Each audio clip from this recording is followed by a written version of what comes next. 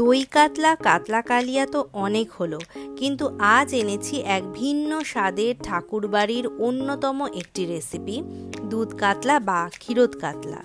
অত্যন্ত সহজ, কম মশলাদার, কিন্তু সুস্বাদু এক পদ এটি। চলুন দেখে নিই রেসিপিটি। নমস্কার, কেমন আছেন সবাই? পেটুকের পাকশালায় সকলকে স্বাগত জানাই। আজ বানাবো ক্ষীরোদ কাতলা। তার জন্য লাগবে কাতলা মাছ 5 পিস, কাঁচা লঙ্কা 4 থেকে 5টি, টমেটো একটি মাঝারি সাইজের কুচানো, একটি মাঝারি সাইজের পেঁয়াজ কুচোনো, নুন স্বাদ মতো, জিরে গুঁড়ো 1.5 টেবিল স্পুন, ধনে গুঁড়ো 1 টেবিল স্পুন, গোলমরিচ 1.5 টেবিল স্পুন, কাশ্মীরি লঙ্কার গুঁড়ো 1/2 টেবিল স্পুন, সাদা তেল 1.5 টেবিল স্পুন ও মাখন 1 টেবিল স্পুন। প্রথমেই কাতলার পিসগুলিকে ভালো করে ধুয়ে স্বাদ অনুযায়ী নুন ও 1 টেবিল স্পুন মতো গোলমরিচ মাখিয়ে রেখে দেব 5 থেকে 10 মিনিট। অন্যদিকে 500 ml দুধকে ফুটিয়ে রাখবো এবং তার সাথে 2 টেবিল স্পুন মতো ময়দাও লাগবে এই রান্নাটিতে। এবার কড়াইয়ে 1.5 টেবিল স্পুন সাদা তেল ও 1 টেবিল স্পুন মাখন দিয়ে দেব। তেল গরম হলে ওই তেলে ম্যারিনেটেড কাতলা মাছগুলিকে একে একে হালকা করে ভেজে তুলব। মাছের পিসগুলিকে এই রান্নায় বেশি লাল করে ভাজার দরকার নেই। এই রান্নায় হলুদের ব্যবহারও হয় না। যারা আমার ভিডিওটি প্রথমবার দেখছো তাদের কাছে অনুরোধ, আমার ফেসবুক পেজটাকে ফলো করে দিও এবং কমেন্ট বক্সে দেওয়া লিঙ্কে ক্লিক করে আমার ইউটিউব চ্যানেল ও ইনস্টাগ্রামের পেজে গিয়ে ঘুরে এসো, যাতে আমার যে কোনো নতুন ভিডিও এলে তোমরা সবার আগে সেটা দেখতে পাও। কথা বলতে বলতে দেখো মাছ ভাজা হয়ে গেল। এবার 3 থেকে 4টি ছোট এলাচ, 1 ইঞ্চি দারচিনি ও 3 থেকে 4টি লবঙ্গ সামান্য থেতো করে ওই মাছ ভাজার তেলে দিয়ে দেব।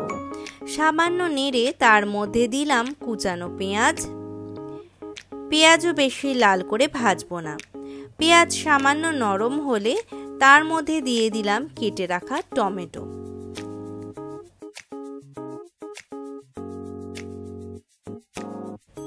কিছুক্ষণ পরে টমেটো নরম হলে তার মধ্যে অ্যাড করব কেটে রাখা কাঁচা লঙ্কা ও স্বাদ মতো নুন। 2 থেকে 3 মিনিট পরে এর মধ্যে জিরে গুঁড়ো, ধনে গুঁড়ো ও লাল লঙ্কার গুঁড়ো আগে বলা পরিমাণ অনুযায়ী অ্যাড করে হাই ফ্লেমে 2 থেকে 3 মিনিট কষে নিলাম। মশলা কষতে কষতে দুধের সাথে 2 টেবিল স্পুন ময়দা ভালোভাবে মিশিয়ে নেব।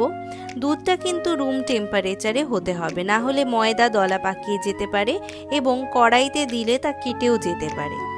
এবার মশলা কষানো হয়ে গেলে ওই কড়াইয়ে আঁচ কমিয়ে দিয়ে দিলাম দুধের মিশ্রণটি।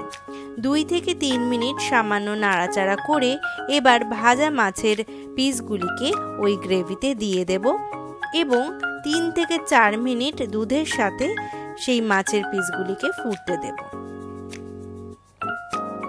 এবার 1/2 টেবিল স্পুন মতো গোলমরিচ ও 1/4 টিস্পুন মতো গরম মশলা দিয়ে সামান্য নাড়িয়ে গ্যাস অফ করে দিলেই রেডি আমাদের ক্ষীরোদ কাতলা। টেস্ট ব্যালেন্সিং এর জন্য দিয়ে দিন 1/2 টিস্পুন বা 2-4 দানা চিনি। গরম ভাতের সাথে হোক বা বাসন্তী পোলাও, জাস্ট জমে যাবে মধ্যাহ্নভোজন। একবার ট্রাই করে দেখতেই পারেন। আশা করছি ভালো লাগবেই এই ঠাকুরবাড়ির বিশেষ রেসিপিটি। কেমন লাগলো আজকের রেসিপি কমেন্ট করে জানাবেন, কিন্তু ভালো লাগলে লাইক ও শেয়ার করতে ভুলবেন না যেন। আজ তবে আসি, দেখা হবে পরবর্তী ভিডিওতে। ভালো খান, সুস্থ থাকুন।